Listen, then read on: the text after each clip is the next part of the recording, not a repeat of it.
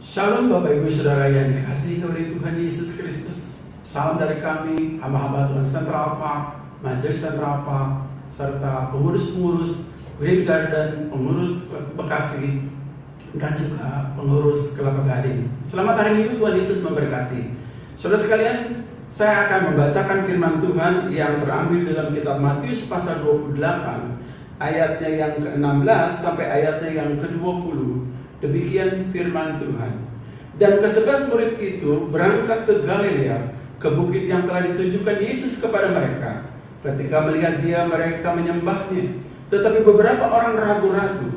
Yesus mendekati mereka dan berkata, "Kepadaku telah diberikan segala kuasa di surga dan di bumi. Karena itu pergilah, jadikanlah semua bangsa muridku, dan baptislah mereka dalam nama Bapa dan Anak dan Roh Kudus, dan ajaran mereka melakukan segala sesuatu yang telah kuperintahkan kepadamu. Dan ketahuilah, aku menyertai kamu senantiasa sampai kepada akhir zaman." Mari kita tundukkan kepala kita berdoa. Allah Bapa kami yang di surga, terpujilah Engkau ya Tuhan, kekal Engkau selama-lamanya. Biarlah segala yang bernafas raya memuji Engkau, memuliakan Engkau. Dan kami tahu ya Bapa, bahwa Engkau layak ditinggikan, Engkau layak dimuliakan, Engkau layak dipermuliakan oleh kami. Baik ya Tuhan oleh keluarga kami, baik oleh kami pribadi pas pribadi, bahkan semua umat Tuhan di seluruh muka bumi ini. Dan kami berdoa, biar akhirnya Tuhan menjangkau setiap kami, berbicara kepada setiap kami melalui pemberitaan firman Tuhan ini. Di dalam nama Tuhan kami Yesus Kristus, kami sudah berdoa. Amin. Haleluya. Puji Tuhan, Bapak Ibu Saudara yang dikasihi oleh Tuhan Yesus. Firman Tuhan saya beri judul menjadi murid Yesus. Nah, saudara sekalian, dari beberapa ayat yang tadi saya baca untuk Bapak Ibu Saudara yang terkasih, ayat yang ke-16 kita melihat, saudara dikatakan ada 11 murid berangkat ke Galilea, ke bukit yang telah ditunjukkan Yesus kepada mereka. Nah, saudara, 11 murid. Jadi tidak ada indikasi ada orang yang lain. Dan sebelumnya memang Tuhan Yesus sudah memberitahukan kepada mereka, bahkan melalui malaikat saat ia bangkit, saudara, bahwa Yesus akan menjumpai mereka dan mendahului mereka di Galilea. Yesus ingin berjumpa dengan mereka di Galilea. Dan ternyata baru kita tahu di ayat 16 ini, saudara sekalian, Galileanya adalah bukit. Kata bukit ini bisa dipahami saudara sekalian dari terjemahkan menjadi kata gunung. Ya, bukit dan gunung memang sedikit berbeda. Ya, kalau di Indonesia bukit itu setinggi gunung mungkin untuk di Timur Tengah, saudara sekalian.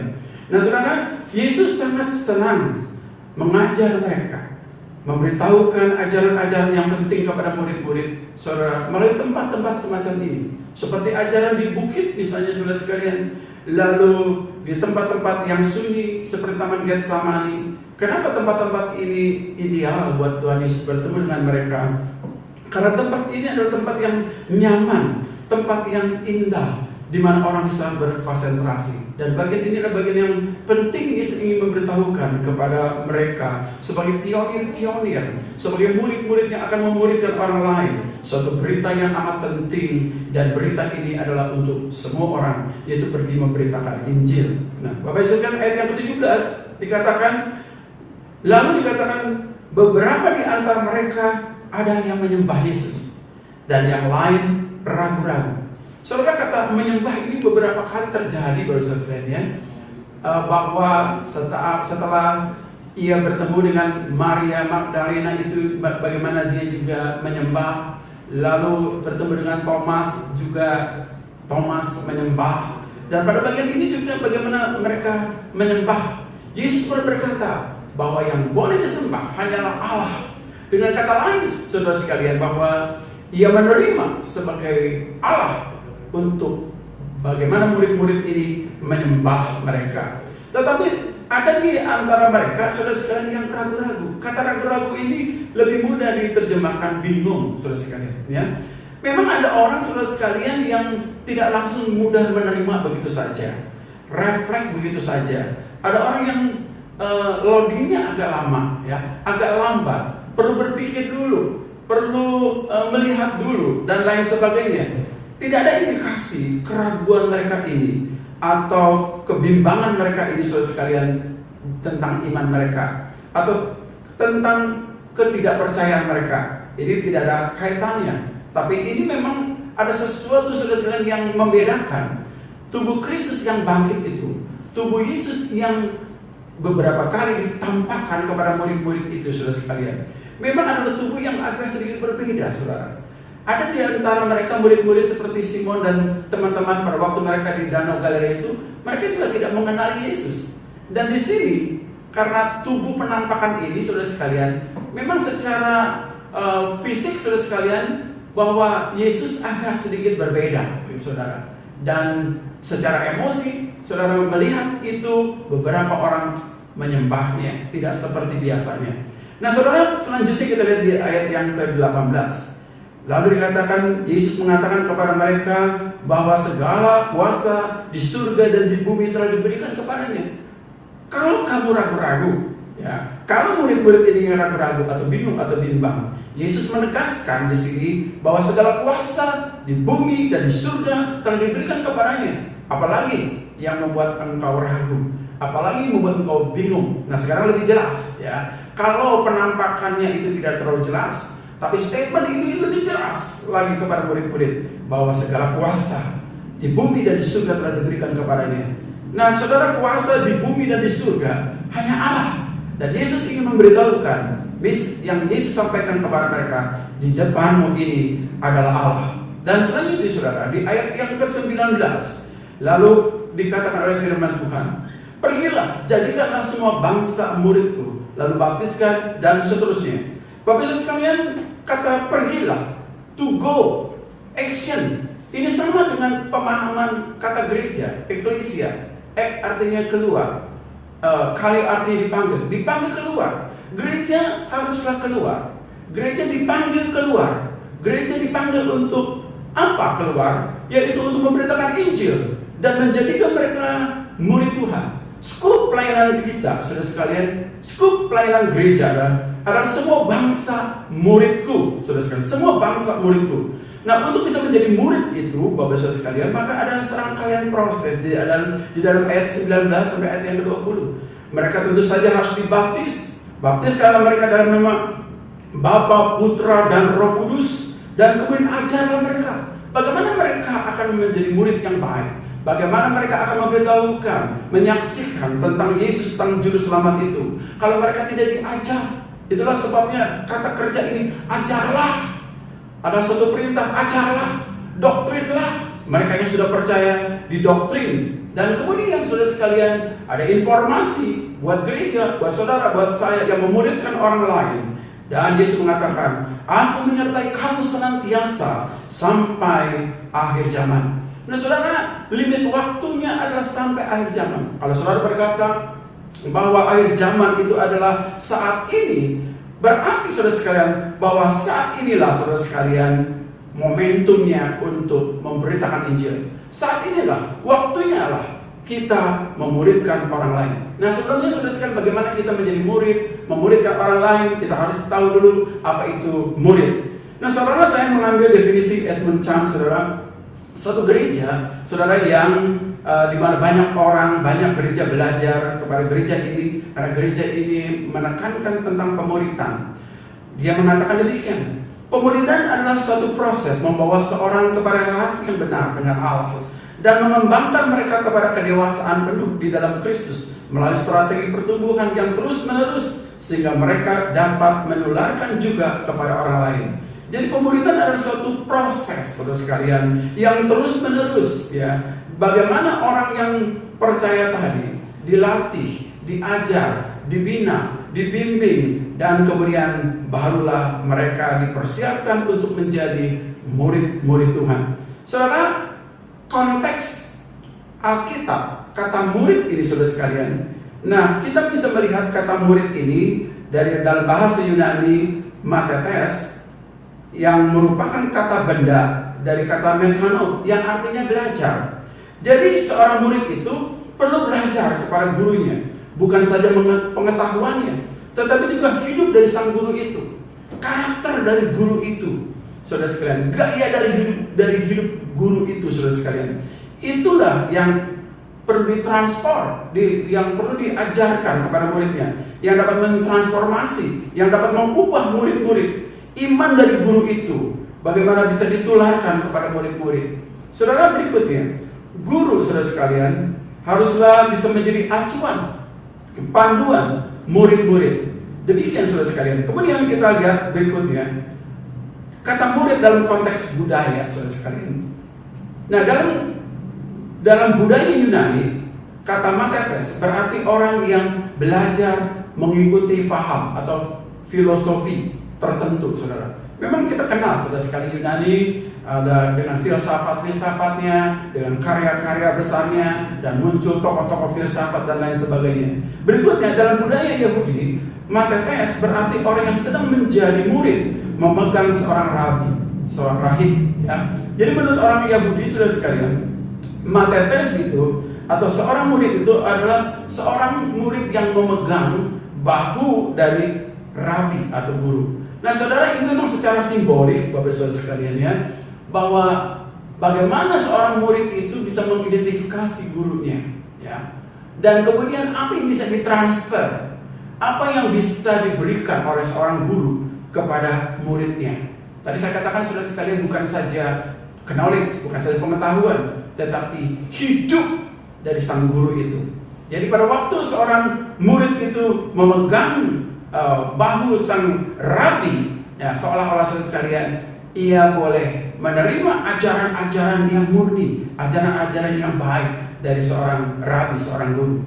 Seorang murid mengikuti ajaran dan kehidupan gurunya, karena kemanapun dia pergi, baik secara lugas maupun kiasan. Sama seperti murid-murid Tuhan Yesus, saudara sekalian, Yesus mengajarkan kepada murid-murid, dan murid-murid itu belajar melihat Yesus dengan mata kepala sendiri, saudara sekalian, dan menyaksikan apa yang dia lihat, apa yang dikerjakan oleh Yesus sehari-hari, saudara sekalian. Apa yang Yesus lakukan? Filsafat-filsafat apa? Ajaran-ajaran apa? Pengetahuan apa? Saudara sekalian, mereka telah mengadop dari sang guru yang adil, sang guru yang agung, yaitu Tuhan Yesus Kristus. Nah, saudara, selanjutnya saudara sekalian, kalau kita sudah memahami apa itu murid, sekarang kita melihat berikutnya syarat menjadi murid Tuhan. Yang pertama kita belajar, saudara, syarat menjadi murid menurut kitab Lukas. Lukas mengatakan dalam Lukas 14 ayat 26 dan 27 dan ayat yang ke-33, saya akan bacakan itu Bapak Ibu Saudara sekalian demikian. Jikalau seorang datang kepadaku dan ia tidak membenci bapaknya, ibunya, istrinya, anak-anaknya, dan saudara-saudara laki-laki atau perempuan, bahkan nyawanya sendiri, ia tidak dapat menjadi muridku. Wow, saudara sekalian, ini tentu sangat berat sekali kalau kita memahami firman Tuhan ini secara literal. Tentu saudara sekalian, Yesus tidak sedang mengajarkan kepada saudara untuk menjadi muridnya harus membenci istri, bapak, keluarga. Tidak demikian. Tetapi saudara sekalian, kenyataannya, saudara sekalian, ini harus berbalik, ya. Kenyataannya, banyak orang saudara dan kita, termasuk saya dan mungkin orang lain juga, saudara sekalian, bahwa keluarga, ayah, ibu, istri menjadi prioritas utama, sehingga Yesus bukanlah menjadi prioritas utama, saudara sekalian. Nah, disinilah saudara sekalian yang perlu dibalik. Bukan berarti kita tidak mengasihi, mencintai keluarga kita. Itulah bagaimana menjadi seorang murid. Saudara sekalian, kita harus memprioritaskan, mengasihi, saudara sekalian, Tuhan Yesus. Ayat yang ke-27, barang siapa tidak memikul salibnya dan mengikut aku, ia tidak dapat menjadi muridku. Memikul salib adalah bagian syarat menjadi seorang murid, yang tidak selalu mengeluh, saudara sekalian, yang tidak selalu, saudara sekalian, mengatakan saya susah, saya sulit, dan lain sebagainya. Apalagi situasi seperti ini. Murid-murid Tuhan, saudara sekalian, harus tangguh. Murid-murid Tuhan harus mampu, saudara sekalian, bangun, bangkit dari keterpurukan, bahkan merayakan dalam situasi yang sulit. Dihambat, saudara sekalian, tetap merambat, saudara sekalian. Itulah yang harapan Tuhan Yesus. Bagaimana murid-murid itu, saudara sekalian, bisa memikul salibnya, mengangkat bebannya. Karena saudara sekalian, gurunya sendiri memikul salib. Firman Tuhan berkata, bagaimana maka mungkin, ya, gurunya memikul salib, muridnya tidak memikul salib, ya. Guru dan murid, bahwa murid tidak lebih besar dari gurunya. Nah, kalau gurunya memikul salib, bagaimanakah dengan Anda dan saya, saudara sekalian? Kita juga memikul salib. Ayat yang ke-33, demikian pula nanti tiap orang di antara kamu yang tidak melepaskan diri dari segala miliknya tidak dapat menjadi muridku. Yang tidak dapat melepaskan dirinya dari segala miliknya. Ini juga saudara sekalian harus kita pahami dengan bijak. Saudara yang kasih, maksudnya melepaskan diri dari segala miliknya baru bisa menjadi murid Tuhan. Bukan berarti saudara menjualnya, membagi-bagikannya dalam keadaan hina, dalam keadaan apa, saudara tidak punya apa-apa, lalu saudara menjadi murid Tuhan. Ini keliru, saudara. Maksudnya adalah melepaskan diri dari segala pemilikannya adalah saudara, bagaimana kita bisa memaintenance. Kalau Anda diberkati dengan berkat yang berlimpah, kalau Anda diberkati dengan jabatan, kedudukan, posisi atau apapun saudara sekalian, nah bagaimana saudara mengatur semuanya itu, saudara tetap saudara sekalian fokus menjadi murid Tuhan, gitu saudara. Nah tanpa harus saudara sekalian dipusingkan dan diikat oleh segala macam yang mengikat saudara. Karena firman Tuhan berkata bahwa di mana hartamu berada, di situ hatimu berada, saudara. Nah, kalau kita diberkati, jangan sampai berkat itu saudara sekalian menghambat kita untuk menjadi murid-murid Tuhan. Selanjutnya menjadi murid menurut Yohanes saudara sekalian. Saya ambil dalam Yohanes pasal 8 ayat 31, 13 ayat 35, lalu Yohanes 15 ayat 8. Demikian saya bacakan untuk Bapak Ibu Saudara yang terkasih. Maka katanya kepada orang-orang Yahudi yang percaya kepadanya, jikalau kamu hidup, jikalau kamu tetap dalam firman-Ku, kamu benar-benar adalah muridku. Dengan demikian semua orang akan tahu bahwa kamu adalah muridku, yaitu jikalau kamu saling mengasihi. Dan dalam hal inilah Bapakku dipermuliakan, yaitu jikalau kamu berbuah banyak. Dan dengan demikian kamu adalah murid-muridku. Nah saudara, untuk menjadi murid itu kita tetap tinggal di dalam firman. Tetap tinggal di dalam firman. Bagaimana kita memberitakan firman kalau kita tidak mengecap firman? Bagaimana kita memberitakan firman kalau saudara tidak berada dalam firman? Bagaimana kita mengatakan bahwa firman itu adalah firman yang hidup kalau firman itu tidak menghidupkan saudara? Jadi saudara sekalian, tetaplah di dalam firman-Ku menurut Yohanes. Menjadi seorang murid harus tetap tinggal dalam firman. Lalu dikatakan hal yang lain, ciri yang lain menjadi murid adalah saling mengasihi. Mengasihi jiwa-jiwa saudara sekalian yang menuju kepada kebinasaan. Saudara, kalau saudara tahu berbondong-bondong orang saudara sekalian sedang antri menuju kepada kebinasaan, lalu saudara tahu jalan keluarnya, saudara tahu pintunya, saudara sekalian, apakah saudara akan membiarkan mereka? Ada pintu yang akan menyelamatkan mereka, sementara pintu dan lorong yang mereka jalani adalah pintu dan lorong saudara yang menuju kebinasaan. Lalu sebutan apa yang terbaik untuk saudara? Kalau Anda tahu Anda bisa menyelamatkan orang, tapi Anda tidak lakukan hal itu, saudara sekalian, bagaimanakah hati nurani saudara? Dan bagaimanakah dengan perintah amanat agung Tuhan Yesus? Apakah kita akan berdiam diri saja, Bapak Ibu sekalian? Berikutnya saudara sekalian dikatakan, dan hal inilah Bapakku dipermuliakan, yaitu jika kamu berbuah banyak. Nah saudara, menjadi murid menurut Yohanes saudara sekalian, yaitu berbuah banyak. Buah-buah yang menghasilkan saudara sekalian pertobatan. Buah-buah saudara sekalian menghasilkan karakter-karakter Kristus yang baik. Seorang murid, dia harus menghasilkan buah-buah. Ya, buah-buah itu sendiri adalah hasil daripada apa saudara sekalian? Dia tinggal pada pokok itu. Nah saudara yang kasih, banyak orang dikatakan ingin menjadi guru. Lukas 6 ayat 40. Seorang murid tidak lebih besar daripada gurunya, tetapi barang siapa yang tamat belajarannya akan sama dengan gurunya. Satu ketika saudara sekalian kita dulu saudara, kita diajar, kita menjadi murid, saudara sekalian kita dilatih oleh mentor-mentor kita, saudara sekalian. Dan satu ketika saudara, kita menjadi murid. Jadi seorang guru melahirkan murid, dan murid itu sudah selesai belajar, dia menjadi guru dan melahirkan saudara sekalian murid yang lain. Ya posisi lihat satu, saudara-saudaraku, janganlah banyak di antara kamu menjadi guru, sebab kita tahu bahwa segala guru sebagai guru kita akan dihakimi berukuran yang berat. Nah saudara, seorang guru harus belajar baik-baik. Seorang guru harus mengalami Tuhan lebih dulu saudara sekalian, barulah dia bisa menjadi guru. Kalau dia tidak mengalami Tuhan dan kalau dia tidak belajar Alkitab dengan baik saudara sekalian, maka lebih baik sebuah kehilangan katanya ya, diikatkan pada seorang anak, dicemplungkan ke dasar laut. Atau seorang murid kalau salah diajar saudara sekalian, mungkin bisa diperlakukan demikian. Nah, apa yang diajarkan guru bukan saja ilmunya, tetapi hidupnya. Itulah pengajaran yang sesungguhnya.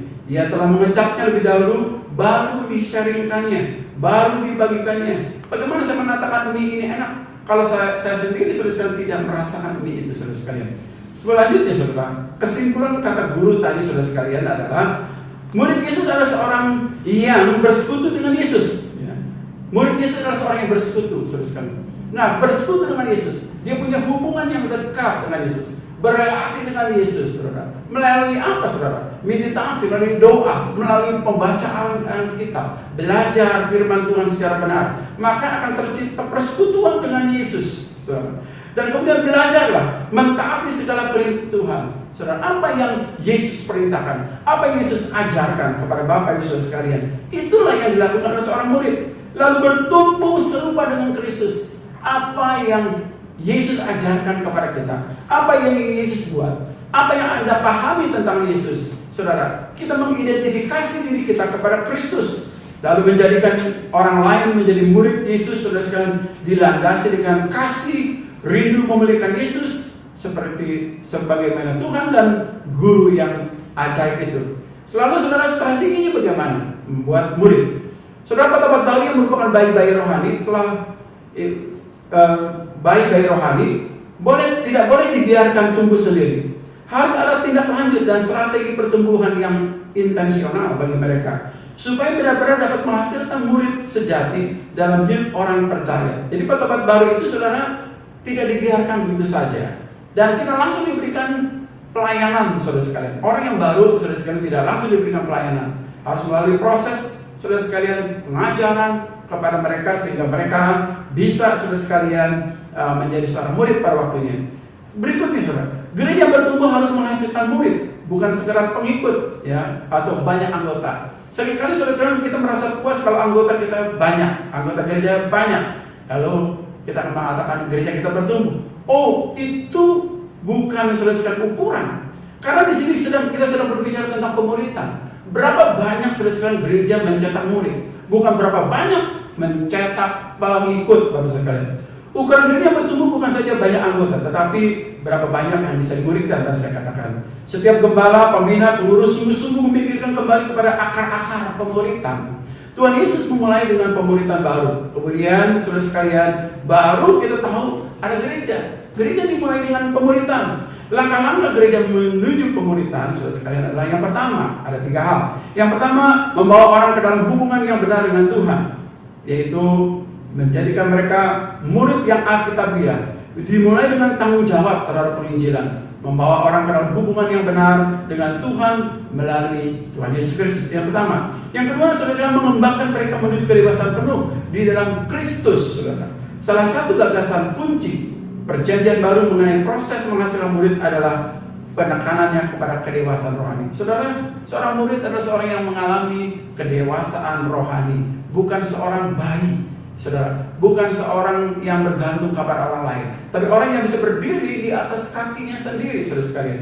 Yang ketiga, melalui strategi pertumbuhan yang intensional, yang terus-menerus. Kota Baru merupakan bayi-bayi rohani yang tidak boleh dibiarkan bertumbuh sendiri. Mereka perlu dimasukkan ke dalam komsel-komsel komunitas yang ada, dan mereka diberikan makanan rohani yang sehat, dan pada akhirnya mereka diarahkan menjadi murid Yesus yang loyal dan murid Yesus sekalian yang militan. Nah, berikut, saudara, adalah kurikulum bagaimana kurikulum murid, saudara sekalian. Nah, dimulai dengan gerakan pemuridan, lalu gerakan pemuridan dilanjutkan dengan gerakan, saudara sekalian, pengutusan, dilanjutkan lagi dengan gerakan penginjilan, dan kemudian pemuridan itu, saudara sekalian, harus ada pengutusan, diberikan motivasi, integrasi, dan lalu diajarkan, saudara sekalian, dan diperlengkapi sedemikian rupa. Lalu diberikan ajaran, lalu dipikirkan tentang kerohaniannya, karakternya, pelayanannya. Semuanya itu, saudara sekalian, menjadi kurikulum daripada murid-murid. Sebagai penutup, Bapak Ibu sekalian, saya beritahu kepada saudara sekalian,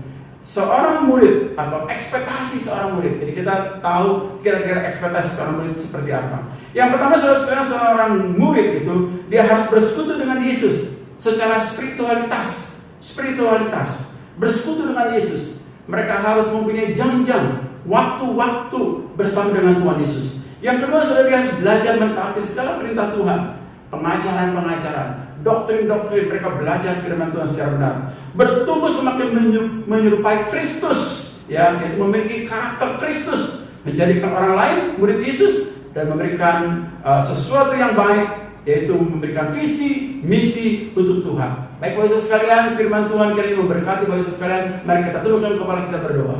Allah Bapa kami yang di surga, terpujilah Engkau, kekal Engkau selama-lamanya. Biarlah setiap kami ya Tuhan, bukan saja kami berhenti menjadi pengikut, tapi lebih daripada itu kami boleh menjadi murid-murid Tuhan yang loyal, murid-murid Tuhan yang militan. Karena kami tahu inilah waktunya. Sekaranglah waktunya bagi kami untuk menjadi murid-murid Tuhan, untuk pergi memberitakan Injil Tuhan. Di dalam nama Tuhan kami Yesus Kristus kami sudah berdoa. Haleluya. Amin.